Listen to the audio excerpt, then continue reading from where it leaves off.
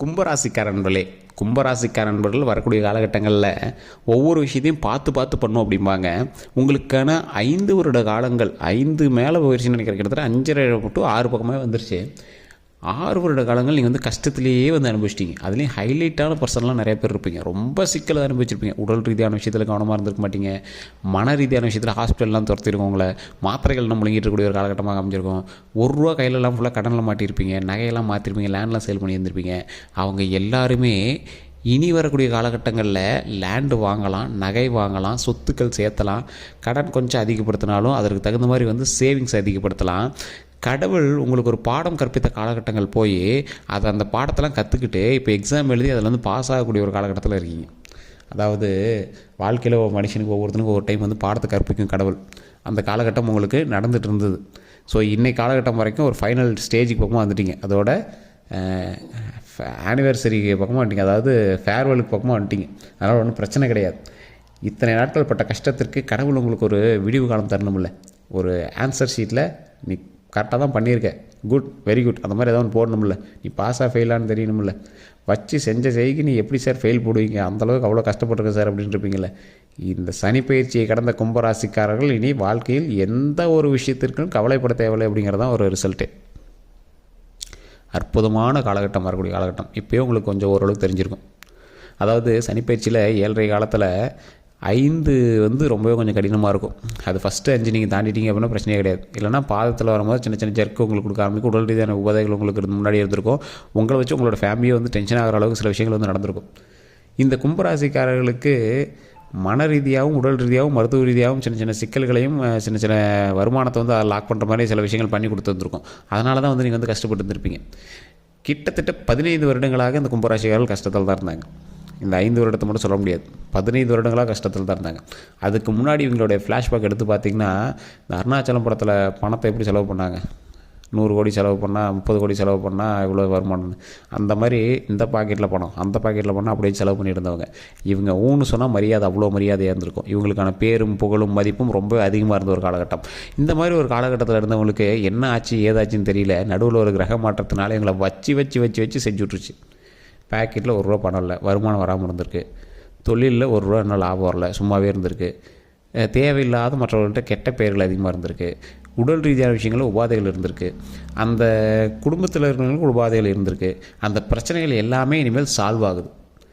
இதுக்கு மேலே பேக்கெட்டில் பணம் புரளும்.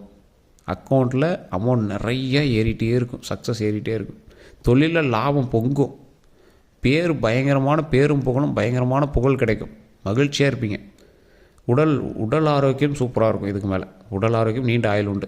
குடும்பத்தில் இருக்கிறவர்களுக்கு உடல் ஆரோக்கியம், நீண்ட ஆயுள் உண்டு. கல்வியில் முதன்மை, தொழிலில் நல்ல லாபகரமான காலகட்டங்கள் இனி வரக்கூடிய காலகட்டங்கள். வண்டி வாகனம் வாங்கக்கூடிய நேரம், நிலபலன்கள் வாங்கக்கூடிய நேரம். நிலபலன்களுக்கு செக்யூரிட்டியாவது நீங்கள் போடுவீங்க. அதாவது கையெழுத்தாவது நீங்கள் போடுவீங்க. நிறைய வருமானம் பெறக்கூடிய ஒரு காலகட்டம். ஸோ சில நீங்கள் இழந்த சில விஷயங்கள், கஷ்டங்கள்லாம் நீங்கள் நிறைய பட்டிருப்பீங்க. அந்த கஷ்டங்களுக்கான தீர்வு அப்படின்னு சொல்லுவாங்க பார்த்தீங்களா, அதற்கான ஒரு காலகட்டமாக இந்த காலகட்டங்கள் அமையுது. ஒரு 40-50 வயசு இருக்கிறவங்களாம் தெரியும் அவங்க 15 வருஷத்துக்கு முன்னாடி எப்படி இருந்தாங்க அப்படின்னு. அப்படி இருந்தீங்கன்னா உண்மையாக இல்லையா, நான் சொன்னது உண்மையாக இல்லையான்னு கமெண்ட் செக்ஷனில் பதிவிடுங்க. அப்படி இருந்தவங்களாம் ஒரு அற்புதமான காலகட்டமாக அமையுது. வண்டி வாகனங்கள் வாங்கலாம். கண்டிப்பாக இந்த சக்ஸஸ் உங்களுக்கு கண்டிப்பாக உண்டு. வண்டி வாகனங்கள் கண்டிப்பாக கிடைக்கக்கூடிய ஒரு காலகட்டம்.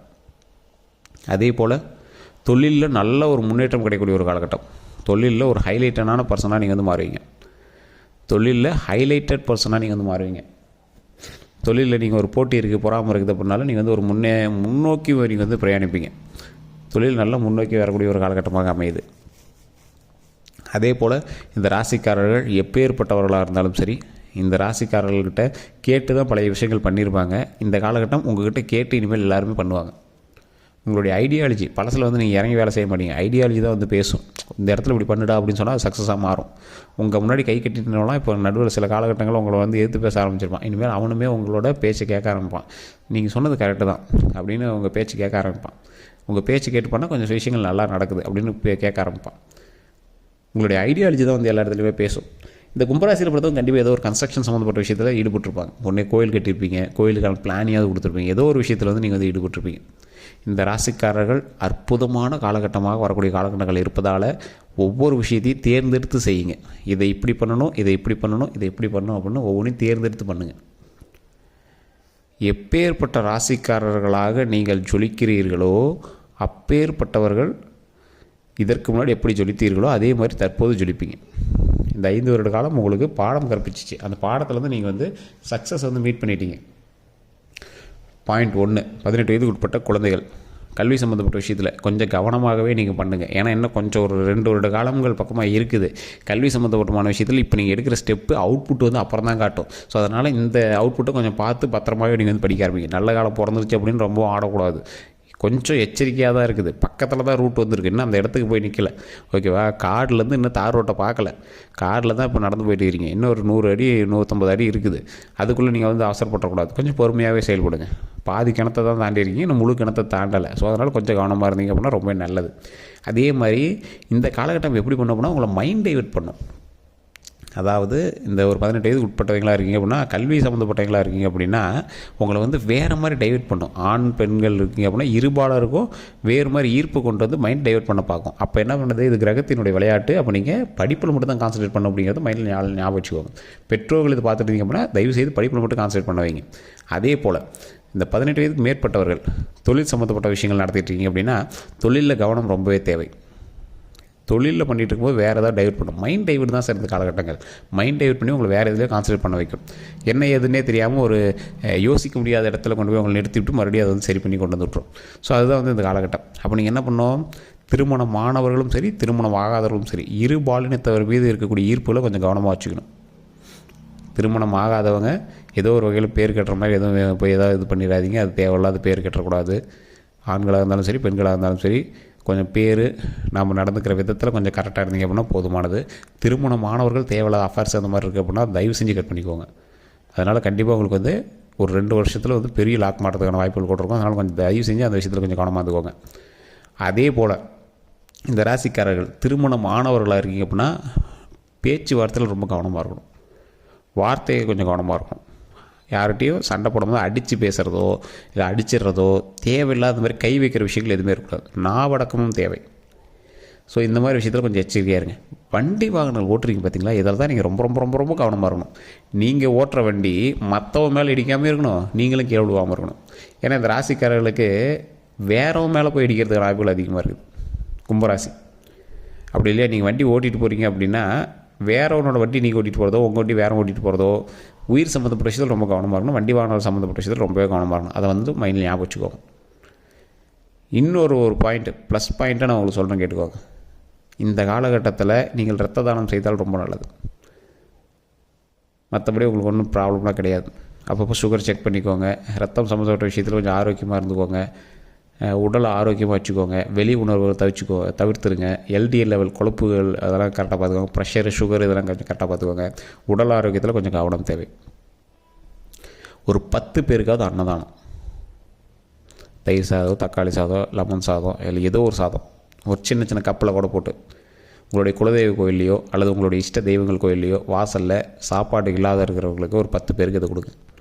ஒரு தண்ணி பாட்டில் சும்மா ஒரு 5 ரூபா 10 ரூபாய்க்கு தண்ணி கேன் வைக்கும் பார்த்திங்களா, அந்த தண்ணி கேன் தண்ணியும் சோறும் இதை மட்டும் நீங்கள் கொடுத்தீங்க அப்படின்னா மிகப்பெரிய பாவ விமோச்சனம் நடக்கும். இந்த 2 வருட காலகட்டங்கள் நீங்கள் வணங்கக்கூடிய தெய்வங்கள் 2 தெய்வங்கள், அது உங்களுக்கு மிகப்பெரிய நன்மையை கொடுக்குது. அதில் ஃபஸ்ட்டு தெய்வம் வந்து உங்களுடைய குலதெய்வம், ஓகேவா, தப்பி வைக்கிறதுக்கு. ரெண்டாவது தெய்வம் சொல்லலாம், 3வது தெய்வம் சொல்லலாம். 2, 3 விநாயகர், ஆஞ்சநேயர். இந்த காலகட்டங்களில் நீங்கள் தப்பிச்சு மறுபடியும் எஸ்கேப் ஆகி நல்லபடியாக மறுபடியும் ஹாப்பியான லைஃபுக்குள்ளே போகணும். அந்த காட்டுக்குள்ளேருந்து நீங்கள் வெளியே வந்து அந்த நல்ல ரோட்டுக்குள்ளே நீங்கள் வந்து நடமாடணும் அப்படின்னா விநாயகரும் ஆஞ்சநேயரும் வழிபட்டே ஆகணும். சனி பகவான் வந்து ஓரளவுக்கு இறங்கி போகக்கூடிய தெய்வங்களில் விநாயகரும் ஆஞ்சநேயரும் தான். ஸோ எந்த சிக்கலாக இருந்தாலும் தாட்டி விட்டுருவார் ஆஞ்சநேயர், சிக்கலே வராமல் தடுத்து விட்டுருவார் விநாயகர். இதுதான் மெயின். ஸோ இதை நீங்கள் ட்ரை பண்ணிங்க அப்படின்னா ரொம்ப நல்லது. தினம் நீங்கள் வந்து ஓம் விநாயகரே போற்றி, ஓம் விநாயகரே போற்றி, ஓம் விநாயகரே போற்றி அப்படின்னு வணங்குங்க. ஓம் ஆஞ்சநேயரே போற்றி, ஓம் ஆஞ்சநேயரே போற்றி, ஓம் ஆஞ்சநேயரே போற்றி அப்படின்னு ஆஞ்சநேயரை வணங்குங்க. இது ரொம்ப ரொம்ப ரொம்ப நல்லது. இதை மறக்காம கமெண்ட் செக்ஷனில் பதிவிட்டுட்டு வீட்டில் எப்போ நீங்கள் ஃப்ரீயாக இருக்கீங்களோ அப்போ இதை வந்து சொல்லி பாருங்கள். இதனால் மிகப்பெரிய சாப விமோச்சனம் கிடைக்கும். ஏன்னா சார் பேரை சொன்னால் இதெல்லாம் மந்திரமா சார் அப்படின்னு கேட்டிங்கன்னா பேர் தான் சார் மந்திரமே. இது நீங்கள் சொல்லும்போது இறைவனுடைய அருள் பரிபூர்ணமாக கிடைக்குது. பிரச்சனைகள் எல்லாமே சால்வ் ஆகுது. தொழிலில் முன்னேற்றம் கிடைக்குது, கல்வியில் முன்னேற்றம் கிடைக்குது. எப்பேற்பட்டவர்களாக இருந்தாலும் சரி அதன் மூலமாக சக்ஸஸ் கிடைக்கிறது தான் மெயின். ஸோ நீங்கள் இந்த விஷயத்தில் மட்டும் கவனமாக இருங்க. டாக்குமெண்ட் சம்மந்தப்பட்ட விஷயத்தில் கவனமாக இருங்க. நிலப்படங்கள் வாங்கக்கூடிய ஒரு காலகட்டம். அதனால் டாக்குமெண்ட்டு இதெல்லாம் இப்போ நீங்கள் என்ன ஸ்டெப் எடுக்கிறீங்களோ அதெல்லாம் 2 வருஷம் கழிச்சு பிரதிபலிக்கும். ஸோ அதனால் கொஞ்சம் பார்த்து அந்த எல்லா விஷயத்தையும் கொஞ்சம் கான்சன்ட்ரேட்டிவாக பண்ணிங்க அப்படின்னா ரொம்பவே நல்லது. மற்றபடி எல்லாமே சூப்பராக இருக்குது. வேறு ஏதாவது கருத்துக்கள் இருக்குது, இல்லை உங்களோட ஜாதகத்தை கூட செக் பண்ண, உங்களுடைய பிறந்த நேரம், பிறந்த தேதி, பிறந்த ஊரை வச்சு டோட்டலாக ஓவராலாக செக் பண்ணணும் அப்படின்னா கீழே நம்பர் கொடுத்துருக்கோம் டிஸ்கிரிப்ஷனில். யூடியூப்பில் பார்த்துருக்கீங்கன்னா டிஸ்கிரிப்ஷன் நம்பர் இருக்குது. அதே மாதிரி நீங்கள் ஃபேஸ்புக்கில் பார்த்துருக்கீங்க அப்படின்னா ஸ்க்ரீனில் நம்பர் ஓடிட்டு இருக்கும். அந்த நம்பருக்கு வந்து நீங்கள் ஃபோன் பண்ணி பேசி தெரிஞ்சிக்கலாம். எல்லோருக்கும் நன்றி நண்பர்களே.